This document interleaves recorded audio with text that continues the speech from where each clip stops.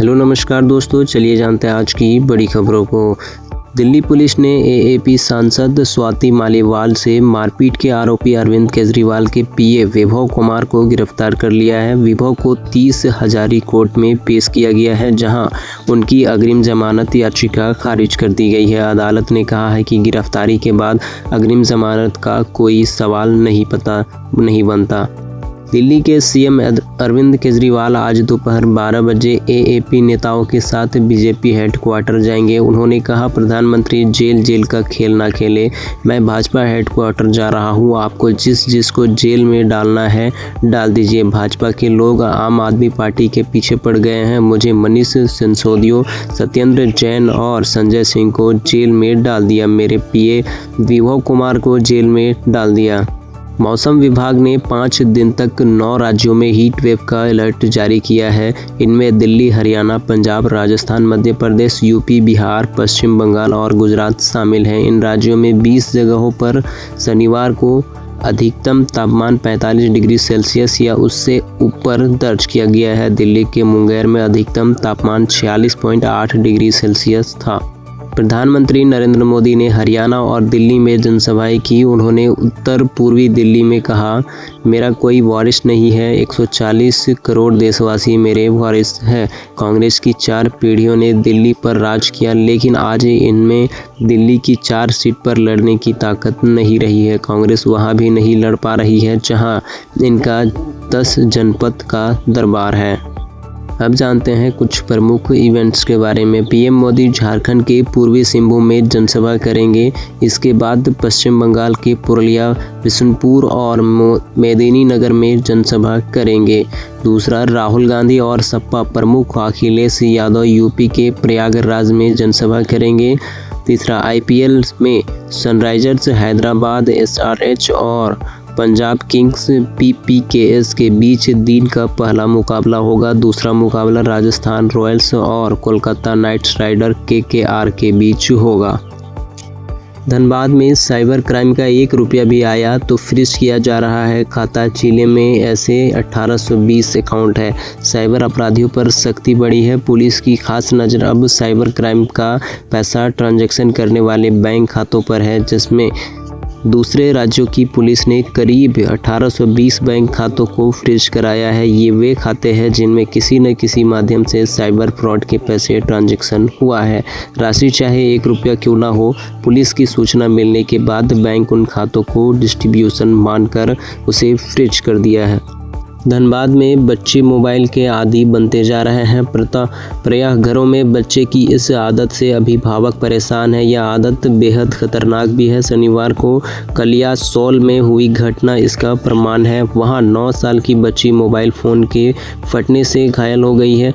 बच्ची फ़ोन को चार्ज में लगाकर गेम खेल रही थी। घटना में बच्ची के दोनों हाथ, पैर और छाती में जख्म हो गए हैं। मोबाइल फटने पर जोरदार धमाका हुआ तो घर वाले दौड़े। आनन फानन में बच्ची को स्थानीय स्वास्थ्य केंद्र ले जाया गया, जहां से SNMMCH रेफर कर दिया गया है। SNMMCH में प्रारंभिक उपचार के बाद परिजनों बच्ची को बेहतर इलाज के लिए निजी अस्पताल ले गए हैं। परिजनों ने बताया कि बच्ची को यह आदत बहुत बुरी है। लोकसभा चुनाव प्रचार के लिए प्रधानमंत्री नरेंद्र मोदी के पहले दौरे के 4 बड़े सियासी मायने निकाले जा रहे हैं। अपनी स्पीच में उन्होंने हरियाणा के 4 बड़े वोटर वर्ग को टच किया है। कृषि कानूनों, MSP पर गारंटी को लेकर किसानों की नाराजगी को देखते हुए उन्होंने हरियाणा की 65% खेती किसान करने वाले आबादी को साधने की कोशिश की है। इसके साथ ही उन्होंने सेना पर भी जमकर बोला। हरियाणा में सेना का एक बड़ा वर्ग है। इसकी वजह यह भी है कि यहाँ पर 25 लाख के करीब गरीब आदमी फैमिली रहती है। हरियाणा और पंजाब में भीषण गर्मी पड़ रही है। हरियाणा के बाद पंजाब में स्कूलों की टाइमिंग बदल दी गई है। सरकारी आदेश के मुताबिक 20 मई से 31 मई तक सारे सरकारी एडेड और प्राइवेट स्कूल सुबह 7 बजे से 12 बजे तक खुलेंगे। पहले स्कूल सुबह 8 बजे से 2 बजे तक खोले जा रहे थे। इसके अलावा स्कूलों में गर्मी की छुट्टियों का ऐलान कर दिया गया है। पंजाब में 1 से 30 जून तक गर्मियों की छुट्टियां रहेगी। लोकसभा चुनाव की नाम वापसी की प्रक्रिया के बाद चंडीगढ़ में अब चुनाव प्रचार तेज हो गया है। भाजपा की तरफ से स्टार प्रचारकों के कार्यक्रम फिक्स किए जा रहे हैं। इसी कड़ी में 22 मई को केंद्रीय मंत्री नितिन गडकरी की एक जनसभा रखी गई है। हालांकि इसके लिए अभी तक जगह और समय तय नहीं हुआ है, लेकिन इसकी तारीख फिक्स हो गई है। बीजेपी के सूत्रों की माने तो यह कार्यक्रम शहर के अंदर ही करवाया जाएगा, क्योंकि नितिन गडकरी की पकड़ शहर के वोटरों पर बताई जाती है। केंद्र में कांग्रेस सरकार बनने पर राम मंदिर के अस्तित्व पर खतरे के पीएम नरेंद्र मोदी के बयान पर पूर्व सीएम अशोक गहलोत ने पलटवार किया है। अमेठी में शनिवार को मीडिया से बातचीत में गहलोत ने कहा, कांग्रेस सरकार बनने पर राम मंदिर को कोई खतरा नहीं है। राम मंदिर सुप्रीम कोर्ट के आदेश से बना है।